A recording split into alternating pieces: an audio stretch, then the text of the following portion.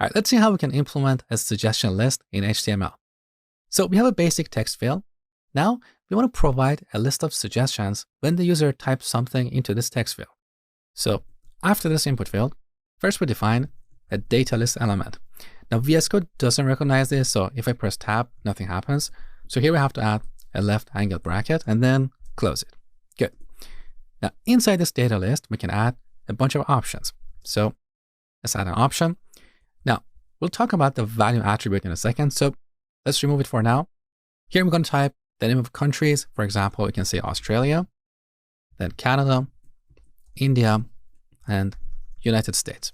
Just a few examples. Now, we want to associate this data list with this input field. So first we have to give it a unique identifier, like countries.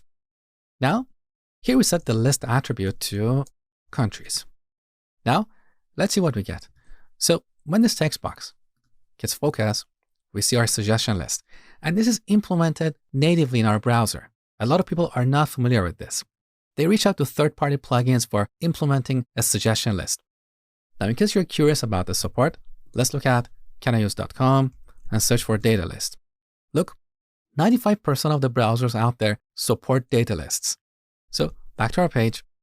Here we can type Australia and select from the list, or we can type a country that is not in the list. Let's say Japan. So this is how suggestion lists work. The user is still free to type any text they want into this text field. If you want to prevent the user from typing an invalid value, then you would have to use a drop-down list, which we're going to talk about in the next lesson. Now, what about values? So quite often, when we select something from the list, we want to send a numeric value to the server. For example, on the server, we might have a database with a list of countries. In this database, each country is going to have a unique identifier. So when submitting this form, we want to send that unique identifier so on the server, we know what country the user has selected. Now, if we set the value attribute here to a numeric value or any value that uniquely identifies this country, now we see this value here. That is ugly. We don't want to show the user these unique identifiers. So here's a trick. We can use a data attribute. So in HTML, if we type data dash, we can create our own custom attribute. Then later, using JavaScript, we can read the value of this attribute and submit it to the server. Now, that's outside the scope of this course. I'm just giving you an idea of how this should be done. With this change, we no longer see that value in our suggestion list. Also, when working with these suggestion lists, we want to turn off the autocomplete feature of the browser. So if the user has previously typed something in this text box, we don't want the browser to show an extra tooltip for autocompleting this value. So back to our input field. Here we set autocomplete to off. This turns off the native autocomplete feature in the browser so it doesn't clash with the autocomplete that we have implemented here. Now, what about the look and feel of this suggestion list? Well, every browser has their own implementation of this feature. So what you see here is how this suggestion list works in Chrome.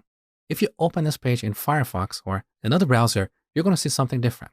If you want to make sure that your suggestion list looks consistent across different browsers, you have to style it yourself. However, if we define a rule for our data list or option elements, the styles that we define here will not be applied.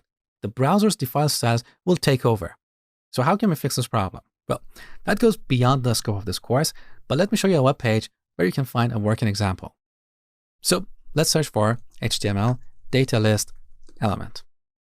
Once again, we're going to go to developer.mozilla.org. On this page, we can see a working example of a data list with a custom style. Here's the trick though. To make this work, we have to set the list attribute to an empty string so we can define custom styles for data list and option elements.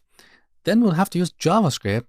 So when the input element gets focused, we manually display the suggestion list.